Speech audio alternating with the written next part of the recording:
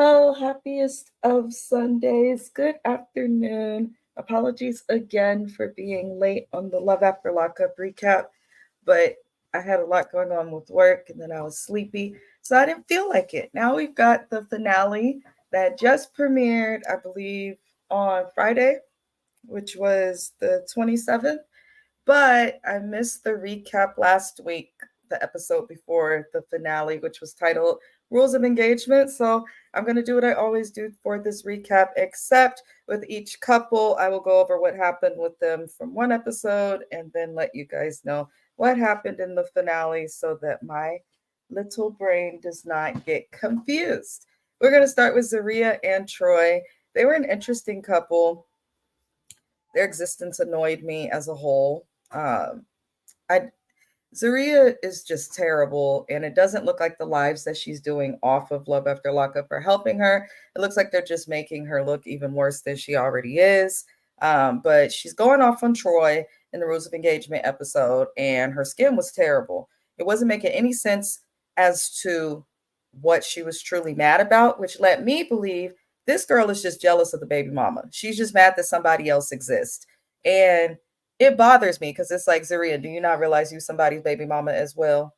You were somebody's baby mama as well. So you would think that you would try to be cool because you should know what this feels like. But it's almost like you were bothered that this woman has a child with this man.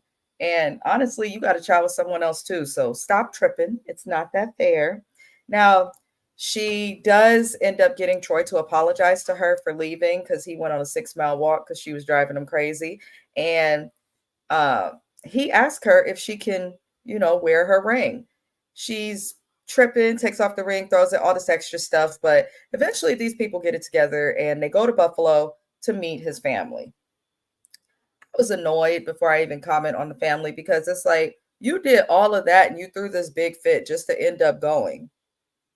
I didn't understand the purpose in putting all that energy, causing a rift, stressing that man out, yourself out, making yourself look like an ass on TV. You did all of that just to still end up going, Saria. Like something's really wrong with her. But we know that from her skincare routine. So moving on, you guys, and apologies for my scratchy throat. I am just a smidge hungover. It was Saturday yesterday. I don't usually do a lot, but I did yesterday, and I'm a little tired today. But continuing on, they go to Buffalo, they meet the family, and Troy's family worries about him living with Zaria because the family's from Buffalo, New York. Zaria lives in Syracuse. I am not from the East Coast. I'm a California girl at heart, born and raised in the Bay Area. So I don't know how far Syracuse is from Buffalo, but I would assume it's enough of a drive to where it worries them. But the main concern for the family is just he doesn't know anybody up there. So he's kind of at Zaria's mercy. I agree. Zaria's parents are nice, but those are not her actual parents. Sounds like she had a harder upbringing in life, fell to the needle, all types of things. So he doesn't have anybody up there. She herself is, focused on her own stability and things. So it looks like it's going well, but I don't know. I do want to say, what is with the hairstyle choices of this family? The auntie of Troy, his mama, everybody's hair is just toe up. I can't figure it out. Even Zaria's ponytail. So now we're going to discuss what happened with Zaria and Troy in the finale, which was titled Exes and Oh No's. The daughter and the baby mama arrive, and this is where they left us off in the previous episode. And you could tell that the daughter did not really know her dad like that, but she seemed really sweet and she seemed happy to meet her dad, and great job to the baby mama because the daughter's hair was right and an appropriate hairstyle for a kid. But Troy is getting emotional. He has a lot of regret for missing time with his daughter, which I respect men who care. My dad went away a few times during my childhood, and he always made it known he regretted it, missed us, and all of those things. So it's okay to show your emotions. And if you're going to be emotional over anything, let it be your daughter, right? So I was feeling Troy at first, but then he goes and tells his daughter, whose name is also Troy, he's like, listen, I know your mom be telling you all types of stuff. Don't listen to that. She be giving me a hard time. And I'm like, why are you saying this to a 7-year-old? What is going on? This is what I mean. Like, people be in such a rush to have babies and to get a piece of, eggplant emoji or meow, if you know what I mean, the kitty cat. But it's like, Nobody involved was ready or should have children. Zaria obviously shouldn't have had a child. Troy shouldn't have had a child. His baby mama shouldn't have had a child. Like the way that they communicated with the little girl, like certain things was just highly inappropriate and cringeworthy for me. Why are you telling a 7-year-old that her mother gives you a hard time? Why does she need to know that? All she needs to know is that you're there, and it is what it is. And the mom brought her there, so why would you say anything that's going to rub her weird or wrong? So that was a little strange, but we then learned that the baby mama's mad at Zaria because Zaria didn't say nothing to the baby mama. Why did they have a beef? Y'all did not deal with each other in any way that overlapped with timeline, so it's like y'all should have no reason to beef. Now, Zaria, as she expressed early on, felt like the baby mama still wanted Troy. But after like watching everything transpire, I don't think the baby mama still wants him. Do I think that she would sleep with him if he tried to? Yeah. But do I think that she wants to be with him? No. Do I think she wants her family back? No. It sounds like Troy was her first love and he was hard for her to get over. That's what I got from it. But Zaria's just intimidated. And if I had that ponytail and skincare routine, I would be intimidated too. So I think most of it's Zaria's insecurities and her being a problem. But the baby mama had every right to be mad. She brought her child to see the dad who ain't been there because he wanted to run around in jail. And now he got some new wife and he just decides he's going to be a part of it. I wouldn't put my child, and I'm not a mom, around anybody that I don't know. And I wouldn't put my child around anybody who's going to have my child around people that I don't know. So I do understand Troy's baby mama for that. And I do think, like, and you would think Zaria would get it because she has a child of her own. You have to speak to this child's mother. What if Troy, or the father of Zaria's child, the actual father of her child, what if he had a wife and decided he was going to get out of jail because he's incarcerated as well and was like, I'm going to have the child around this person? It's not okay. So Zaria's not giving the respect to Yana as a mom that Zaria wants in return as a mom and a wife. And Zaria, just in general, from what we've seen, doesn't understand that respect is something that you have to give to get. It's earned. It's not just, given. She doesn't get that. But even though the baby mama was mad, nobody got into it. But the baby mama does not want the daughter around Zaria at all because Troy was trying to have the daughter come for the summers and stuff until she gets to know her. And she wasn't closed off to it. She's just like, we're not in that space and I don't know her like that. She can't even speak to me. So why would I leave my child alone with her? And she has a fair point. And in Zaria's mind, she's probably thinking, like, I'm not a child abuser or anything. Doesn't matter. People want to know that you're going to speak about them in a high or respectful manner when you're around their kid. And the way Zaria acts, if you can't speak to me, how are you going to advocate for me or about me to my child? So it was just a mess, but they end up leaving the event for a little bit. It looks like the baby stayed at Troy's mom's house with the family. And Troy's baby mama made it very clear the only reason she left her child alone there is because Troy's family was there and she knows of them from their relationship. So I think it's nice that she has a relationship with Troy's family. I think it's nice she does not keep the daughter away from him. I just hope that Troy gets Zaria in order. She's incredibly disrespectful. She's mouthy. She's a horrible example, in my opinion, of what a wife is supposed to represent. I don't think that people who don't have kids should date people with kids because it's messy and the kid always gonna matter more than you. However, in this situation, I just feel like regardless, if you date someone who has a child, you need to be respectful not only of the child, but of that child's parent. Because you can't get rid of the parent no matter how much you want to. You just can't. And I don't think Zaria gets that Yana will always be around. This little girl is only 7. But let's say the little girl is 37 and getting married and having a wedding. Her dad's going to walk her down the aisle. And if Zaria and him are still together, Zaria will have to be there as well around Yana, who's the mother of the bride. So it's like, no matter what happens, even when they grow, you cannot avoid the parent of child if you are dating someone who has a kid with someone else. It's just stupid. But Zaria's not accountable at all. Her and Troy are still together. We're going to get to continue their journey and watching what happens with them on Life After Lockup, which does air next Friday, which I believe is October the 2nd, but I could be wrong, y'all. Don't quote me. But I will be recapping Life After Lockup. I recap Love During Lockup, Life After Lockup, and Love After Lockup because one of my favorite little shows. So we will be recapping that. on Saturdays going forward now that my schedule is figured out. But if you haven't already, give the video a like. It's an easy and free way to support the channel. If you are new here, I hope that you consider subscribing. I cover multiple shows. I also am a guest co-host on other channels. Check out our playlist to figure out more. If you have any suggestions for shows, let me know as well. I'm open to all suggestions. But we are going to move on to the next couple, which is going to be Shantae and True. Shantae and True annoy me. So we see in the rules of engagement episode that True is going to find out if he has to go to jail or not because he hasn't been listening to his PO because the arrogant cockiness does not work when you are a ward of the state and they're trying to figure out if they can trust you. So the PO put his foot in True's neck and says, you don't have to go to jail, but you're on house arrest and you're going to have to wear an ankle monitor. And this is going to be until you show some type of improvement and respect for authority. Because how can you be free if you don't understand authority? You can't. If I go to work, I have to respect my boss. If I go out into public, I have to respect the people I come across. It's just the way that it goes. So True's going to be staying on house arrest at his friend Pepper's house instead of Shantae's house.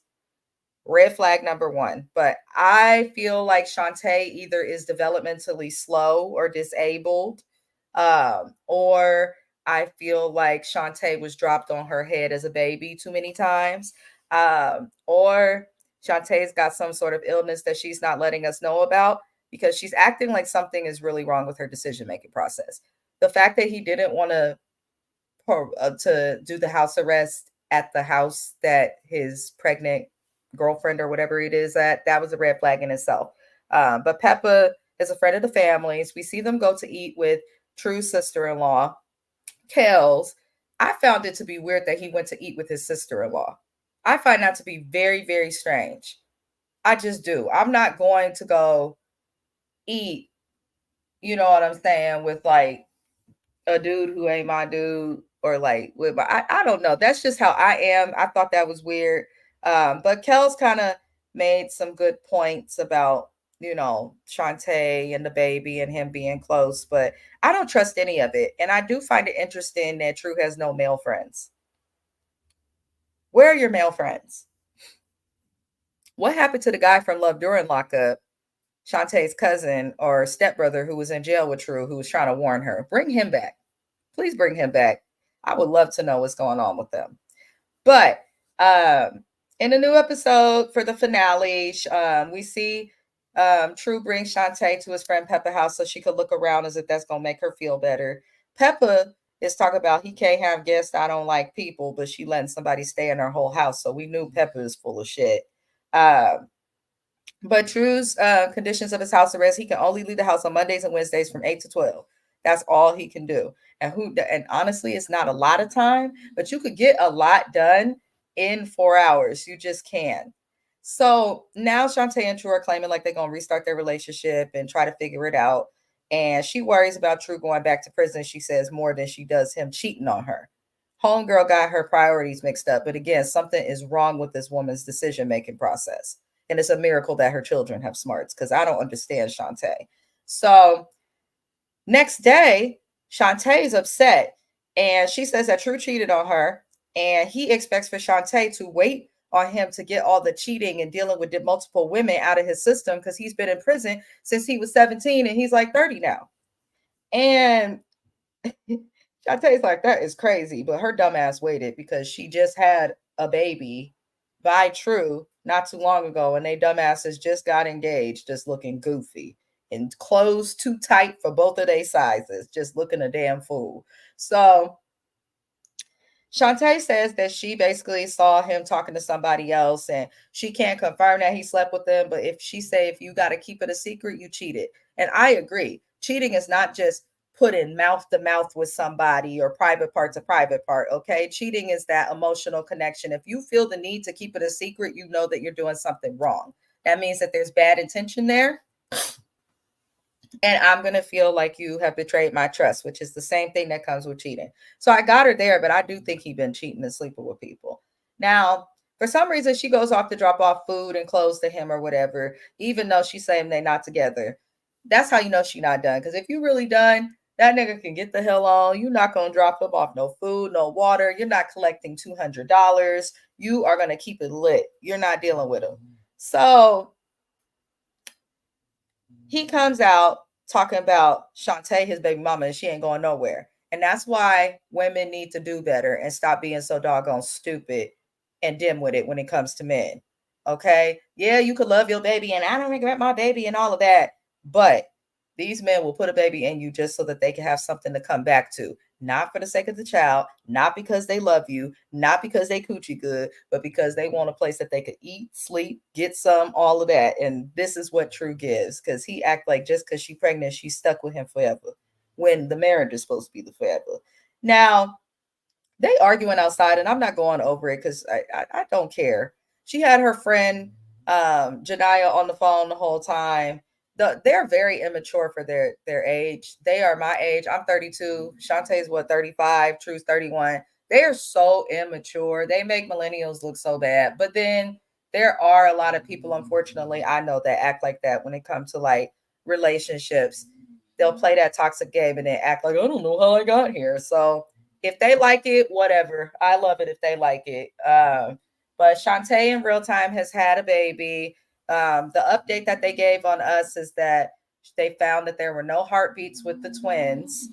But I apologize, y'all. My husband is snoring. He had a fun night. That's what I will say. So if you hear snoring in the background, my sincerest apologies. When men sleep, they sleep and they sleep loudly. But there's been a lot of rumors online of people saying they don't think that Shantae was really pregnant with the twins. I think a lot of people are confused because she did just have a baby. So she clearly was pregnant. So I don't want to say that she wasn't. Do I think she was ever pregnant with twins? No, I don't. One, she's a geriatric pregnancy. Two, she's a high risk pregnancy with her lupus. Three, he was stressing her out the game. Four, you say you that they couldn't find a heartbeat for your babies, like, but I feel like WeTV would have given us more. Did you have to go in for the DNC, which is common after they can't find a heartbeat, where they scrape basically, unfortunately, the remainder of the child off of the uterus and all of that to make it and keep it from getting further wounded. Like, these are things that happen when you carry a pregnancy for as long as she did and then miscarry, you know? So I'm curious as to why we didn't get further updates. Um, but I just don't think she was really pregnant with the twins. I'm not trying to be mean. I'm a woman myself. I've had miscarriages myself. So I do empathize with the pain that comes with that. And that's what pisses me off with it, because I was looking online and some of you beautiful people found me on Instagram and sent me some DMs of links to stuff. And it looks like Shantae has a history, allegedly, of telling her exes that she is pregnant with twins in the past. And we all know that it's no easy thing to just be getting pregnant with twins. You know, they are considered more rarer pregnancies, though they do happen. But it is harder to get pregnant with twins than it is just to be pregnant by a singular birth or anything like that. So allegedly, Shantae has told this to other dudes that she has dated before.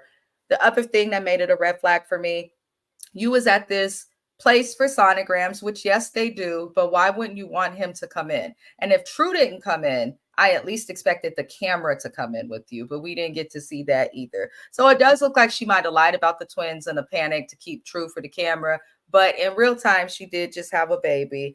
I'm not sure because I did not write it down, and that's my fault if they're going to be on life after lockup, but I don't care to see them on Life After Lockup. Honestly, Shantae by herself is boring, and True is interesting in a very childish way.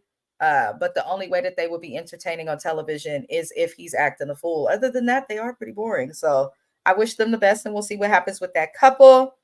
Let's keep it moving. Shout out to the replay gang. I thank everybody for watching. I hope that you're liking the video. If you've stayed it this far, subscribe to the channel. You're greatly appreciated. We are going to get into Hope and Arthur next.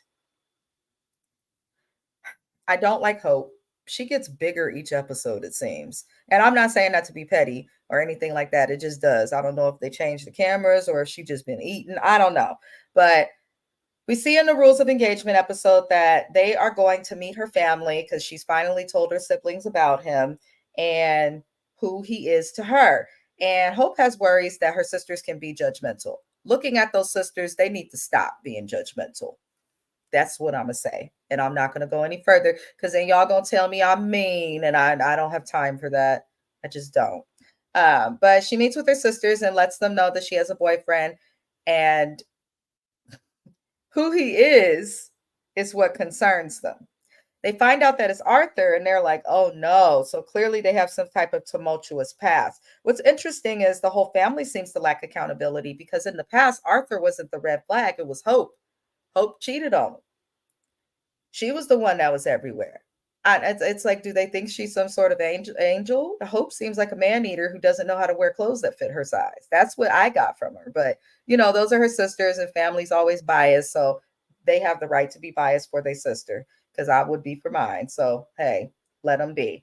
Now, they do have concerns that Arthur does not work and he's a repeat offender. And those are fair concerns because regardless on Hope being a man eater and toxic, she is somebody who's a man eater and toxic who knows how to stay her ass out of jail. Arthur is not. So I do understand the family's perspective. Now she meets with her grandparents, and this is where Arthur shows up. And it turns out that her grandfather was a CEO. He was a correctional officer, and her sister went to school and got a degree in criminal justice. Now, this family grilled the hell out of Arthur, and they especially grilled him about his emotional breakdown, which made me upset. And let me tell y'all why. First of all, we know that a big problem in the correctional system in all 50 states in America is the COs.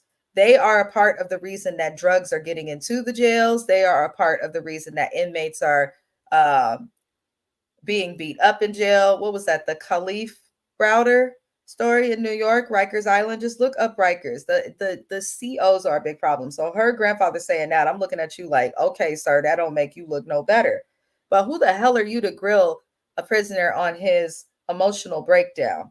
And for Hope, I feel like part of loving your spouse is knowing when to protect their secrets or to keep certain things private. I would not be telling my family members if my husband had an emotional breakdown, an actual mental health crisis days after he just got out of prison when I was pushing and provoking him. Why would you go to the family and say that? And treat it as if it's more of a bother to you and a red flag than, oh, I care about him and I hope that he's going to be able to get better. She's just more concerned with how it looks. She's a disgusting and vile person, in my personal opinion. I cannot find any positive to say about Hope. I don't like her. Now, the granddad at the end of the dinner pulls her aside in the finale and he's like, you wasn't in any gangs, was you? Sir, you was a part of the biggest gang in America, the law enforcement officers, police, correctional officers, the people killing innocent people who didn't ask to be killed. You part of the biggest gang in this world. And you gonna ask him if he was into gangs. Do you see a gang tattoo, Mr. CO? You like he could have done more. The way he asked was just off. Um, it was just off. It was really off. And even if he wasn't a gang, you was a CO, why would he just admit that to you? Why would he just admit that to you? Because people who's really with the stuff and living a life that's not legal, they're not just going to tell you everything. You may think that they are, but they're not. So they come out of the event and they finish the dinner, and Arthur immediately is like, I feel like I was left hanging by you. He says this to Hope. And Hope is asking how so, and he explains your family was grilling me and you didn't really say anything to make me look better. Now I get Hope. She goes, well, I was grilled too, because she's selfish and everything has to be about her first. That's just what I get from Hope. But baby girl, you kept this man a secret from the family. Now you got him going in to meet them. You already been meeting and throwing a fit about him spending time with his mama. What if he was to say that? I feel like if you're not going to defend him, at least allow or encourage him to have his family around, and she did not do that. Now, in my opinion, Hope is just bad for Arthur and toxic. And the proof of that is that on May 24th, 2004, Arthur was arrested again and sent back to jail for allegedly shooting Hope. It turns out that he did not shoot Hope. I believe Hope has admitted to this. Arthur has said it was her gun that went off or something of that nature, but he did not shoot her. I know since the charges have been dropped and he is out.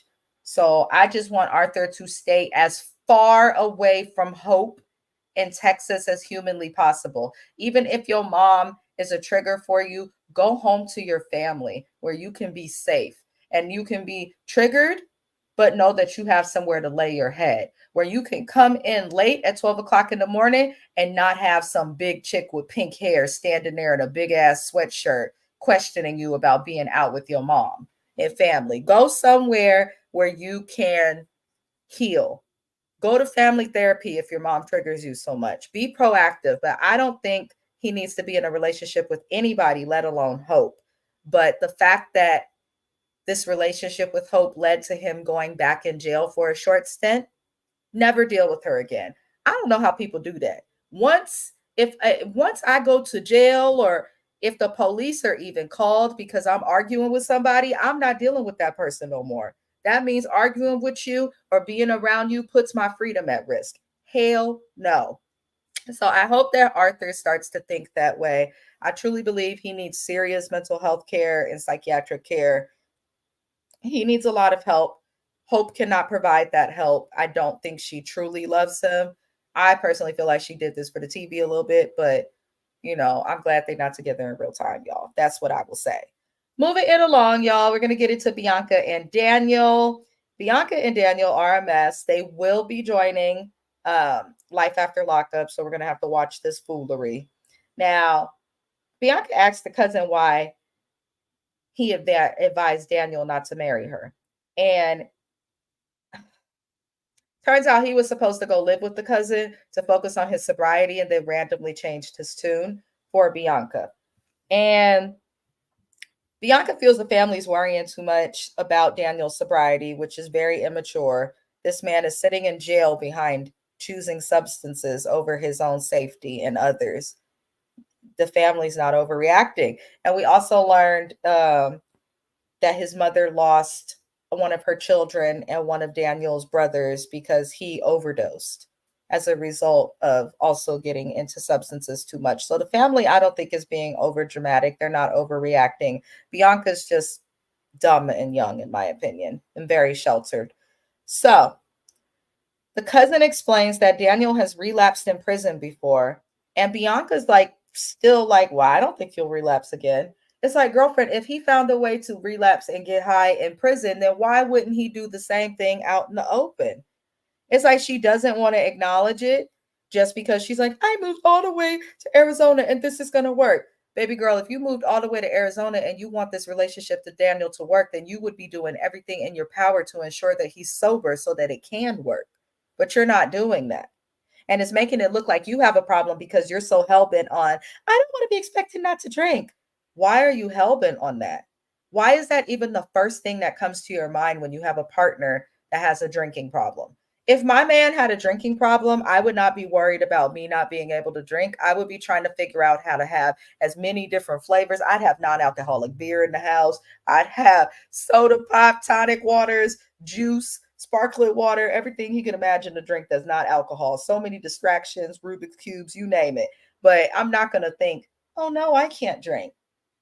So it's given. Bianca got a little bit of a problem because didn't you also end up in the hospital almost dying and losing your life because your friend drove drunk and almost killed you? Girl, what is wrong with you? So I agree with Daniel's cousin. I do think Bianca has a little bit of a drinking problem. Do I think it's as bad as Daniel's? No. Do I think it's full out addiction? No. But I do think that it has become something that she relies on in moments where she's comfort or when she needs comfort or is anxious. So I will say that. Now, the release date comes from Daniel, and she's upset that his family is there. How do you want to be with somebody, but you mad at what come with them? I don't understand that. I don't understand that from any of these people on this show. You should not be mad that the family is there when your partner is released from jail or prison. That means they have a support system. Shut up. So the cousin Sarah is there and the male cousin is there. And it looked like he just don't like nobody the family chooses to date because his cousin Sarah, I guess she chose to date somebody and the cousin doesn't like him as well. He just don't like nobody, but maybe the cousin also has good discernment. So Rob is expecting, that's the cousin, he's expecting issues for Daniel and Bianca, which I think we all are, but I'm more so truly concerned about Daniel's sobriety because I just prefer he stay sober. Shouldn't we all root for the best in people? But that's just me, not to be corny. So in the finale episode, Daniel finally gets out, and his cousin was bothered by the kiss that Bianca and Daniel gave. That's when I was like, okay, are you really concerned about his sobriety, or are you just jealous, sir? Because why are you bothered by him kissing his female? Get over it. You're too old for that. So the family says hello to him. He has lots of love. And this is where we learn that Daniel's dad, his birth father, had a really bad addiction problem. And he watched his dad struggle with substance abuse, and it broke up his family, and it kind of taught him and encouraged and caused him to be the way that he is. So we learned that Daniel has SUD, which is substance use disorder. Um, it's a little bit different from addiction, but essentially the same thing. It just means that someone just struggles with substances as a whole, and, may always need that ongoing therapy and support, which nothing is wrong with this, whatever it takes, in my opinion. So he says a lot to us that I wish we would have heard sooner. He says that 24 days into knowing Bianca, he was sent to the hole while he was in prison. When in the hole, he was there for a couple months and he was unable to speak to her. When he was able to speak to Bianca again, he immediately proposed to Bianca because he states he was afraid to lose her. So you didn't propose because you loved her. You proposed just because you didn't want to lose her because you went away to the hole. That looks like an insecure attachment to me. It also looks like, why did you propose? That's so childish that you took something so serious and you was like, whatever, let me just say I'll marry her so that she don't stop talking to me. That's stupid. So Bianca and Daniel park somewhere, or park in a parking lot because they're about to go to eat with their family. And Daniel calls his PO, and his PO says that he is able to stay at Bianca's house for the night and that he will see if he can get it approved for Daniel to live with Bianca. So they then go to dinner with the family and tell them what the PO said about him potentially being able to live with Bianca. And his mom breaks out of tears. Homegirl is crying. She's worried.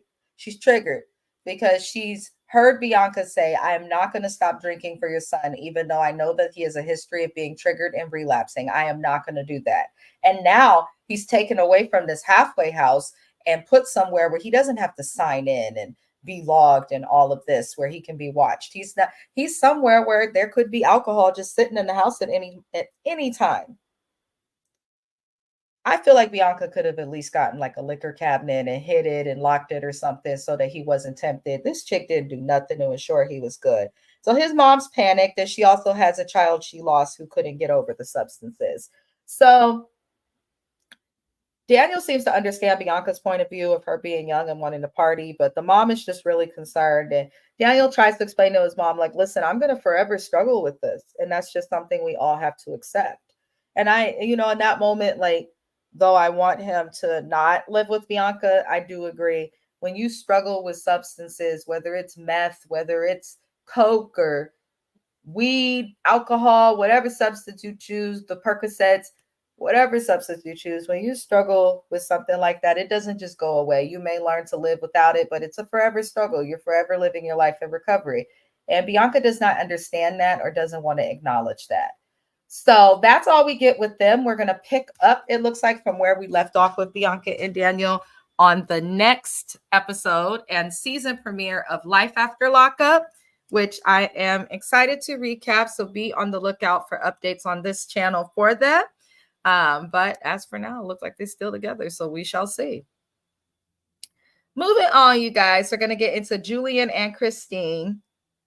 I cannot stand this couple. They will also, I believe, be on Life After Lockup.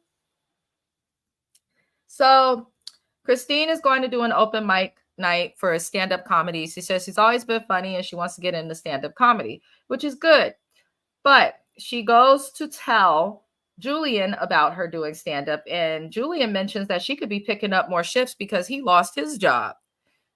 Listen, that man is hiding her in his house. He ain't told the baby mama about her prior. Nobody wants to meet her. His kids don't know about her. I I'll be damned if I pick up some more shifts to pay rent and bills in a house that I can't even fully have reign of. No, I'm not paying and picking up extra shifts for that. No, unless it's my house and I don't have to hide. Other than that, be quiet, Julian, and keep applying. That's what I'll say. So he then says he worries that people won't get her sense of humor when she tells him that she wants to do stand-up comedy. And I was like, that's the worst thing you could say to your partner. Let their friends or something do that for them. But as her partner, like, why are you trying to discourage her from doing something that doesn't cost y'all any money and makes her feel good? Like, why is that a problem? Why can't she work toward a goal? Like, support your people. So he just seems to overall doubt her, and it does look like Julian wants to control her. But she asked him if he's going to come to the stand-up night, and he says he's going to think about it. The hell you got to think about, fool? You're unemployed. You have time. Go support your woman. Stop hiding her and go support her. Or if you are going to hide her, the least you could do is support her. I don't get it.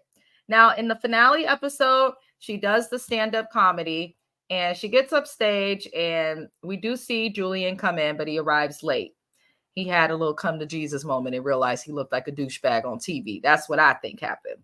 Now, she gets to performing, and immediately I was like, this isn't funny. I don't want to hear about your jail experience performing, or if you do, instead of talking about the fact that you robbed a bank in Annapolis, Maryland, which is a town where there's lots of law enforcement and military personnel and things like that, like the people who don't find people who rob banks funny, like I don't think that her jokes were funny, like at all. And I have a pretty dark sense of humor and could take that, but they just weren't funny. They didn't land. Now, while she's performing, some guy is interrupting her, but he's interrupting her because their jokes weren't landing. So he was kind of like started to heckle her. And she literally gave up, started to cry on stage, and ran off stage, which was that's the worst thing you can do. I don't care if you're a comedian, a poet, a rapper, a tap dancer. I don't give a damn what you do. Finish your set. Do not let them see you sweat. I did not mean to rhyme saying that, but do not let them see you sweat. Even if you mess up, keep going. You've seen people fall while on stage. We done seen who's a good artist? Miguel, the singer. We done seen him karate kick people in the face while performing, fall, just drop to the ground. We just see people just pass out and they get up and they keep going. She ran off stage crying, and she runs to the bathroom. She's taken off her mic. Here's the thing. She should have wrote actual jokes. Your story is not funny to everybody. It's just not. And in recent times, shout out to the According to Amber YouTube channel. She reports on a lot of stuff with Love After Lockup. It is my go-to outside of Geo Malik for all of the info with what's going on with the cast. But I'm just kind of looking like, your story's not funny. And the woman who was the teller working on the day that she robbed that bank spoke out and is extremely traumatized and finds it appalling that she was given a platform. Honey, the show's called Love After Lockup, and you're not the only victim of a bank robbery. And you were lucky to not have a gun put to your face or anything like that. So while I get what happened to you is terrible, we have not forgotten that there are victims, but a bank was robbed, not a person. So I'm a little less caring and empathetic, if that makes sense. I know that sounds bad, but hey, you don't like it, you don't have to watch the channel. But it's just like, especially working in public spaces and actually having guns put to my head at work in active robberies, I'm just like, I would have loved if it was just a quick, give me all your money and I gave you the money and you left me alone and I locked the door, versus having to have an actual gun put to my head and all types of crazy stuff. So I get why she's speaking out, but this show is on its 5th season, darling. There are felons on here, people who've done far worse than rob banks. You speaking out is going to help people acknowledge you, but it's not going to take Christine off the show. But Christine had a meltdown and Julian at least comforted her. The updates with this couple, pretty weak. She's met his father finally, but she has not met his children. She is still hiding in the home. They're still together. I want so badly for Christine to do the right thing and just get on her feet and get away from Julian, because It doesn't take this long. At some point, he has to say, you know what, this woman lives with me, but you cannot stop me from seeing my kids legally. So sorry, but he doesn't want to stand up to the ex-wife. So we'll see what happens with that couple too. We're gonna get into the hot mess express that is Kim and Joey. Joey's talking about or Kim is talking to Joey about him talking to his ex because he keeps talking to his ex and he's never been faithful. Their whole relationship is a mess. Joey cheated on Kim's cousin with Kim. So she was sleeping with her cousin's man on the low. So Kim ain't shit. And I want to make that very clear because sometimes these clearer women, I'm going to say clear to be nice. Sometimes these clearer women, those who are born into a certain type of privilege, will get away with looking a certain way on television. Whereas when women in a minority or of color will do the same thing and be called all types of whores and, home wreckers and crazy stuff. But Kim slept with her blood cousin's boyfriend, and not just the boyfriend that took her virginity, her first everything. I said, that's messed up. That's messed up. So I just want to say that because by the end of this, y'all gonna be like, dang, why she come for Kim like that? Now, Kim is talking to Joey about him talking to his ex, and he says he downloaded WhatsApp to talk to his ex discreetly. I didn't know that WhatsApp was discreet. I primarily have only used it for like work or coworkers or anything. But if you have to download an app to text me versus just texting me from your phone number or Instagram or social media or something, you up to no good. Because WhatsApp, I'll use that to talk to people in Africa and stuff that I know, or like, in other countries without paying all them rates. But Kim is upset that Joey's entertaining the ex. It's interesting you so worried about him cheating on you when you didn't care when he was cheating on your cousin, Kim. That's all I'm saying. And he ends up leaving the cabin, or not the cabin. He ends up leaving their house all upset. He claims that he wants to know why his ex ghosted him and keeps trying to mess his relationship up.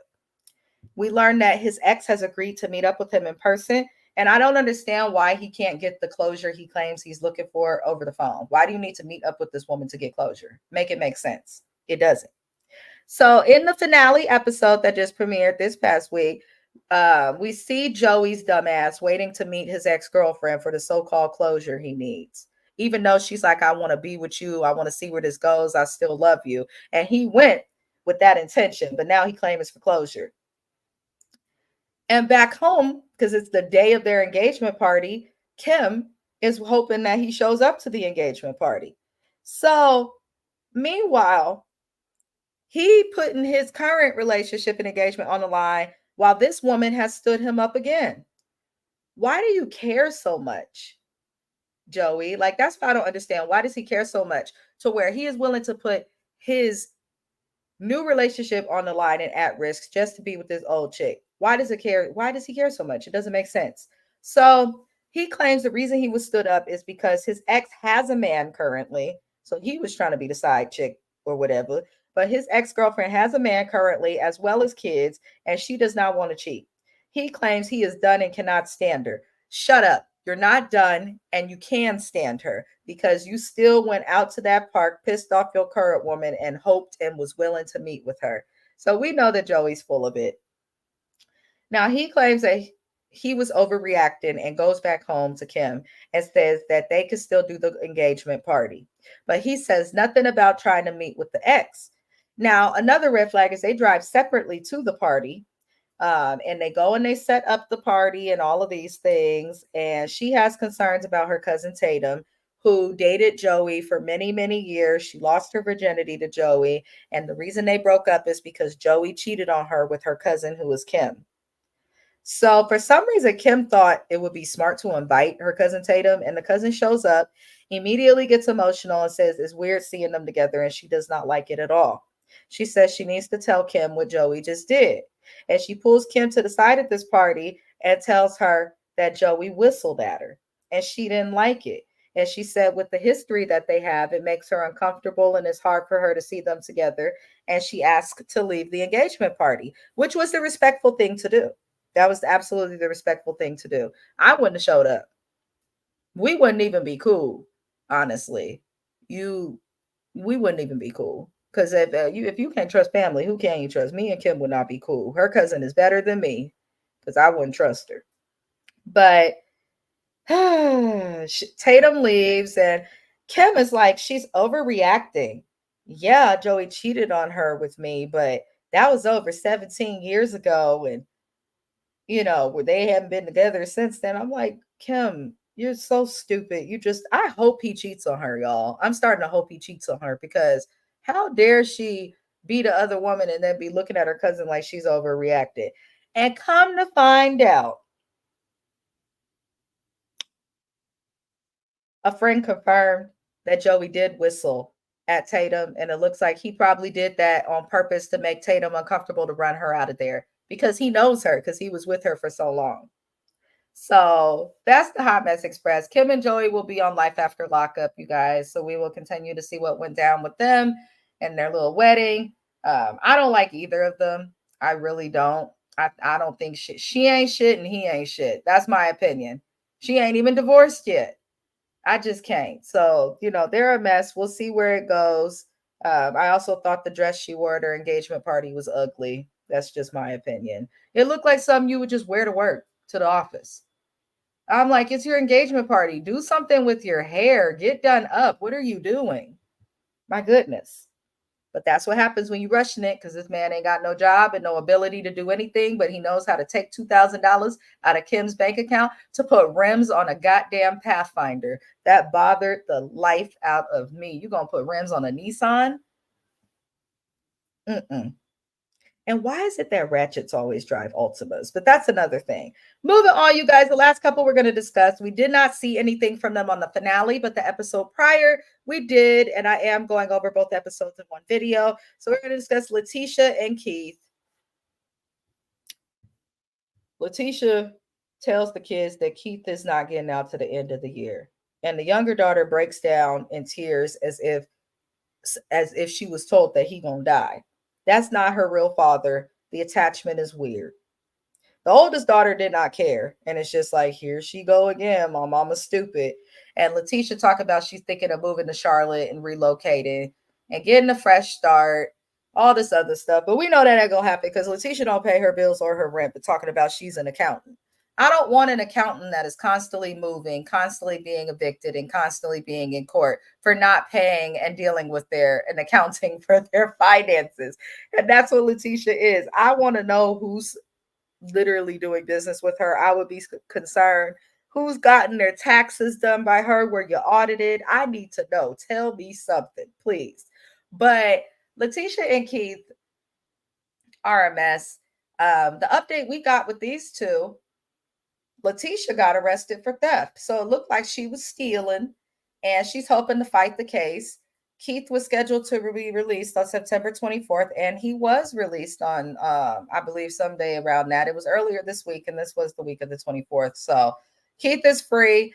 I've seen some pictures. He sits very, very sassy. Like he sits just like a little girl. I don't know why, but I'm curious to see what happens with them, and maybe they'll bring them back for another season. We don't even know if they're interesting because every time he's supposed to get out, he don't. But just based on their choice to have a paralegal think that he could get them out, I don't think that Letitia and Keith are the smartest or the brightest bulbs in the bunch. That's just my opinion. Letitia, stop trying to live beyond your means. Get you some French braids, get you some singles, individuals, whatever you want to call it, some Senegalese twist, crochet something in there. Wear it natural, baby girl. But I want to see you stop living beyond your means. It's okay. Stop trying to get these big old houses to rent. If you got to rent, that means you can't afford the big old houses. Go rent you a little 2-3 bedroom apartment like the rest of us. It's okay. Nobody's going to judge you because it looks like Letitia keep having to move and getting evicted and going through all this stuff because she's living beyond her means. So stop. It's okay to live within your means. Your money will go further. It's all right. Don't be scared, girl. But that's pretty much what happened with everybody in the finale of Love After Lockup.